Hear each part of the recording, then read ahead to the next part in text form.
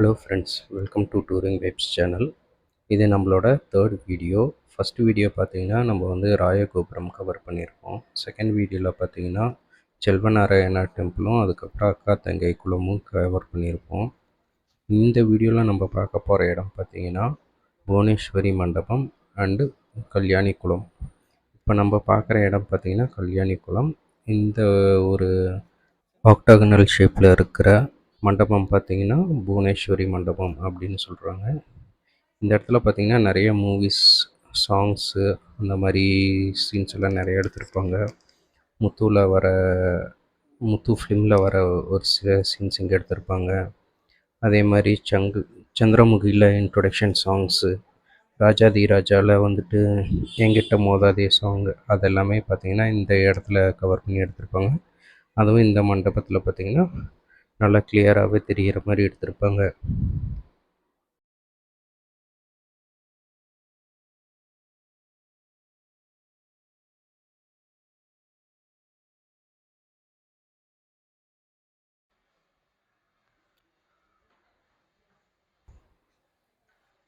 மலை மேலே தெரியறது பார்த்திங்கன்னா யோக நரசிம்மா டெம்பிள். அந்த கோயிலுக்கு வந்து நம்ம நாளைக்கு தான் போகிற மாதிரி பிளான் பண்ணியிருக்கோம். இப்போவே பார்த்திங்கன்னா கிட்டத்தட்ட 4:30 மணி 5 மணி ஆயிடுச்சு. ஸோ இப்போ இந்த இடம் இப்போ நம்ம கவர் பண்ணி முடித்தாலே வந்துட்டு 6 o'clock பக்கம் ஆகிடும். மேலே போகிறதுக்குள்ளே கொஞ்சம் இருட்டிடும். அப்படிங்கிறதுக்காக நம்ம வந்துட்டு அந்த கோயில் பிளானை வந்து நாளைக்கு காலையில் போகிற மாதிரி பிளான் பண்ணியிருக்கோம்.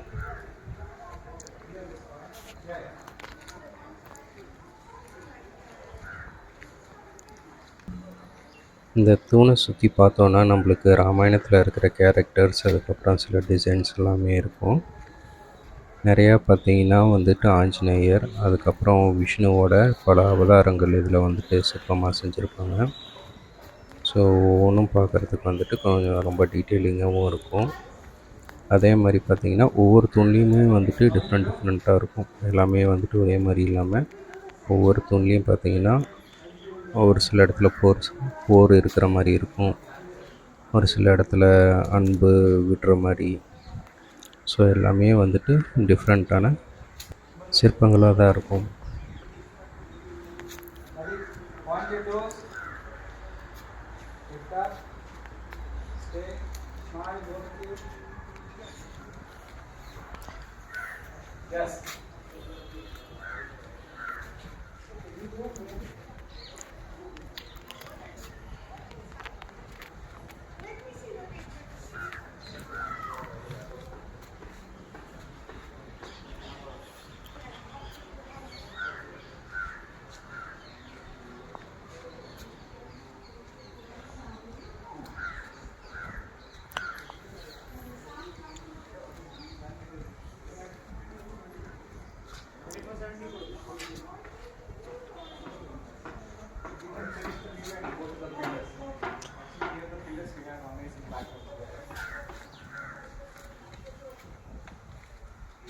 இந்த இடத்துல பார்த்திங்கன்னா நிறைய பேர் வந்துட்டு ஃபோட்டோஷூட்காகவும் வராங்க. நிறைய கப்புள்ஸும் இருந்தாங்க. நாங்கள் பார்க்கும்போதே பார்த்திங்கன்னா ஒரு 2 மேரேஜுக்கான ஃபோட்டோஷூட்ஸ் நடந்துகிட்டு இருந்தது. அதுக்கப்புறமா பார்த்திங்கன்னா ஃபாரினர்ஸ் வந்துட்டு இந்த இடத்துல ஒரு யோகா போஸஸ் எல்லாம் கொடுத்து ஃபோட்டோஸ் எடுத்துகிட்டு இருந்தாங்க.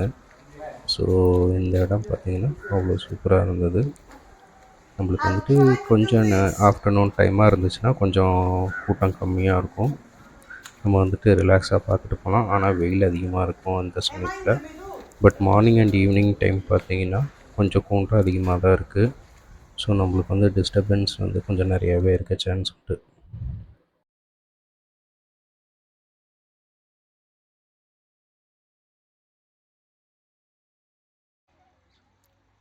நம்ம வந்துட்டு புவனேஸ்வரி மண்டபத்துக்கு பின்னாடி சைடு வந்தோம்னா இந்த மாதிரி கோயிலுக்கு சைடில் வந்துட்டு ஒரு ஸ்டெப்ஸ் இருக்கும். நம்ம முன்னாடி பக்கம் இருந்து வரும்போதும் சரி, நம்ம புவனேஸ்வரி மண்டபம் பார்த்துட்டு பின்னாடி வழியாக வந்தாலும் சரி, இந்த ஸ்டெப்ஸ் மேலே ஏறினோன்னா நம்மளுக்கு வந்து ஒரு டாப் வியூ நம்மளுக்கு கிடைக்கும். நம்மளுக்கு வந்துட்டு அந்த கல்யாணி குளத்தையும் பார்க்க முடியும், புவனேஸ்வரி மண்டபத்தையும் பார்க்க முடியும், அதே மாதிரி மலை மேலே இருக்கிற கோவிலையும் பார்க்க முடியும். ஸோ இப்போ நம்ம வந்துட்டு ஏறி லெஃப்ட் சைடில் பார்த்தீங்கன்னா நம்மளுக்கு மலை மேலே இருக்கிற கோவில் தெரியும். ரைட்டில் பார்த்தீங்கன்னா நம்மளுக்கு புவனேஸ்வரி மண்டபம் இருக்கும்.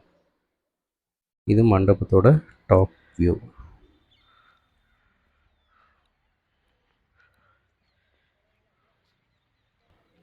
நம்மளுக்கு இப்போ ஈவினிங் டைமுங்கிறனால பார்த்தீங்கன்னா லைட்ஸ் ரொம்ப கம்மியாகிட்டே வந்திருக்கு. அதனால ரொம்ப குவாலிட்டியாக அதில் வந்துட்டு மொபைலில் கேப்சர் ஆகலை.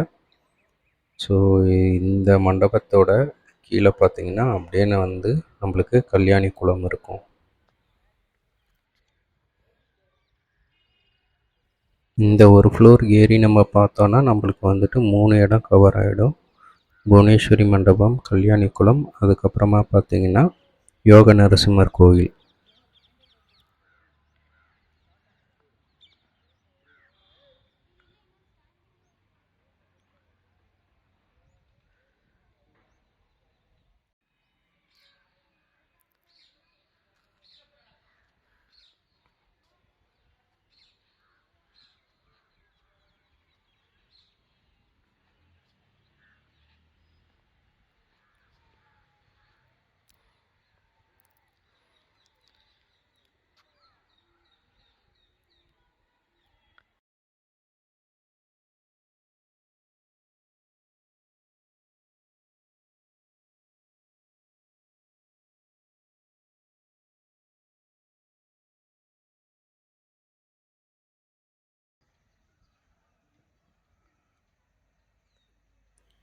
இந்த இடம் பார்த்தீங்கன்னா இந்த இடம் வந்து இந்த ஹோல்ஸ் எல்லாமே பார்த்தீங்கன்னா ஒன்று போர் புரியறதுக்காக இருக்கணும், இல்லைன்னா காற்று வந்து போகிறதுக்கான வென்டிலேஷன் இடமா இருக்கணும். இந்த கீழ்ப்பக்கம் வந்து நம்மளால் போக முடியல. பட் ஆனால் இந்த இடத்துல வந்துட்டு காற்று போகிறதுக்கும் இல்லைன்னா போர் புரியறதுக்கான இடமா இருக்கும்னு நினைக்கிறேன்.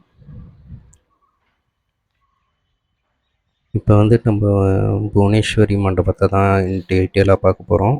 இந்த மண்டபம் பார்த்திங்கன்னா ஒரு ஆமை மேலே வந்துட்டு இந்த மண்டபத்தை அமைச்ச மாதிரி இருக்கும். ஒவ்வொரு கார்னர்ஸ்லேயும் பார்த்திங்கன்னா இந்த மாதிரி யானைகள் வந்துட்டு முப்பரிமாணத்தில் இருக்கிற மாதிரி, லெஃப்ட் சைட்லேருந்து பார்த்தாலும் யானை தெரியும், ரைட் சைட்லேருந்து பார்த்தாலும் ஒரு ஃபுல் இமேஜான யானையும் தெரிகிற மாதிரி இருக்கும். அதே மாதிரி ஒவ்வொரு இடத்துலையும் வந்துட்டு பார்த்திங்கன்னா அந்த ஆமைகளோட கால்கள் இருக்கும். முன்னங்கால், பின்னங்கால், அதே மாதிரி அந்த ஆமையோட வால் கூட இருக்கிற மாதிரி ஒரு சிற்பம் இருக்கும். ஸோ இந்த ஆமை மேலே தான் வந்துட்டு அந்த மண்டபத்தவே வந்துட்டு அமைச்சிருப்பாங்க. இதுதான் வந்துட்டு ஆமையோட வால்.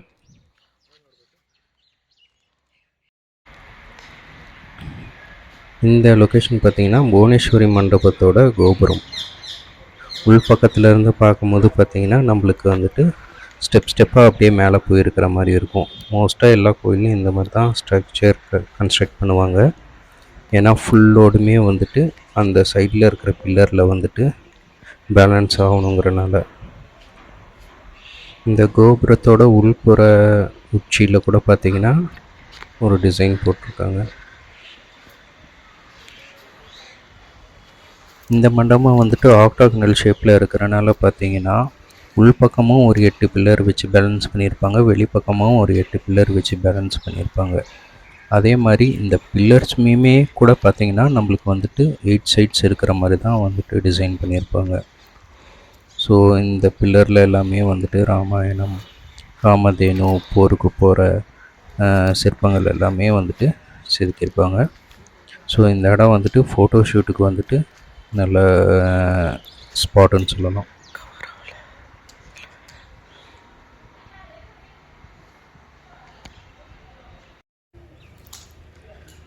நாளைக்கு வந்து பார்த்திங்கன்னா அந்த யோக நரசிம்மர் கோயில் வந்து 10 o'clock மேலே தான் ஓப்பன் ஆகும்னு சொல்லியிருந்தாங்க.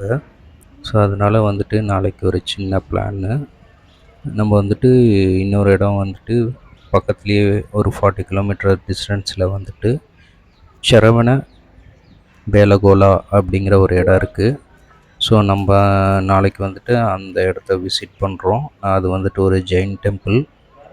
அதை முடிச்சுட்டு மறுபடியும் ட்ராவல் பண்ணி இந்த இடத்துக்கு வந்துட்டு நம்ம வந்துட்டு நரசிம்மர் கோயிலை பார்க்க போகிறோம்.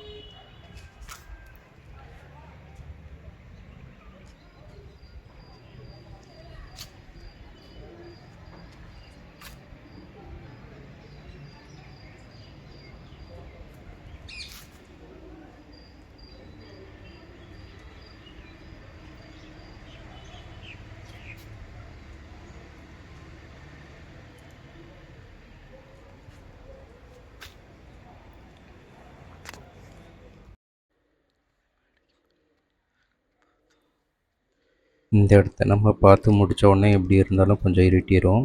இந்த இடம் பார்த்திங்கன்னா நம்மளுக்கு ஃபுட்டு அந்த மாதிரியெல்லாம் வந்துட்டு ஒரு 6:30 7க்கு மேலே அவைலபிளாக இருக்காது.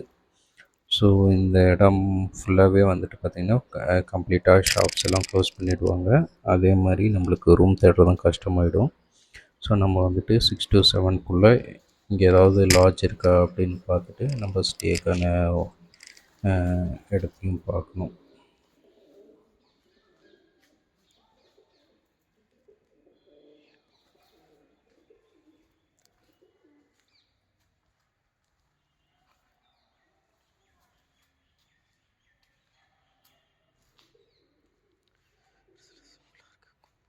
இந்த ஊரில் பார்த்திங்கன்னா நான்வெஜ் வந்து நம்மளுக்கு கிடைக்காது. ஆஸ் யூஷுவலாக லாஸ்ட் வீடியோவில் சொன்னது தான். இந்த இடத்துல வந்துட்டு நம்ம வந்துட்டு நான் வெஜிடேரியன்ஸ் எதுவுமே கிடைக்காது. நம்மளுக்கு வந்துட்டு வெஜ் மட்டும்தான். அதுவுமே வந்து லிமிட்டடான வெரைட்டிஸ் மட்டும்தான். நம்மளுக்கு மார்னிங் டைம் இட்லி, தோசை, அதுக்கப்புறமா புளியோதரை அந்த மாதிரி தான் கிடைக்கும். நைட் டைமில் வந்துட்டு பார்த்திங்கன்னா நான் கிட்டத்தட்ட ஒரு 7:00 ஆகிடுச்சு. 7:30 அந்த ரேஞ்சுக்கே பார்த்திங்கன்னா வந்துட்டு ஹோட்டல்ஸ் வந்து 1 2 தான் இருந்தது. அதுலேயுமே வந்துட்டு புளியோதரை மட்டும்தான் அவைலபிளாக இருந்தது. ஸோ வந்துட்டு இங்கே வந்துட்டு வெரைட்டி ஆஃப் ஃபுட்ஸ் வந்துட்டு இங்கே நிறையா வந்து ட்ரை பண்ண முடியாது.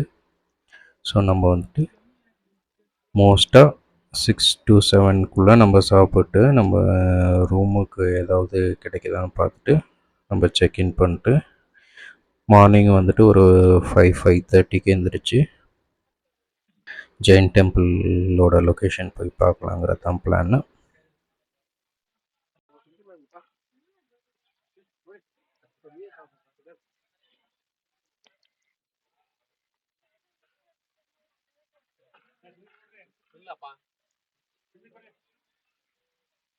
நான் வந்துட்டு பார்த்திங்கன்னா 3 months ஒன்ஸ் வந்துட்டு இந்த மாதிரி ஏதாவது ஒரு லாங்கான டிஸ்டன்ஸ் 500-600 கிலோமீட்டர்ஸ் வந்து கவர் பண்ணுற மாதிரி பிளான் பண்ணியிருப்பேன். ஸோ அதுக்கான வீடியோஸ் எல்லாம் பார்த்திங்கன்னா சேனல்ஸில் இருக்கும். நீங்கள் அந்த வீடியோஸ் பார்த்துட்டு உங்களுக்கு பெனிஃபிட்டாக இருந்துச்சுன்னா நீங்கள் ஃபாலோ பண்ணுங்கள். Thanks for supporting.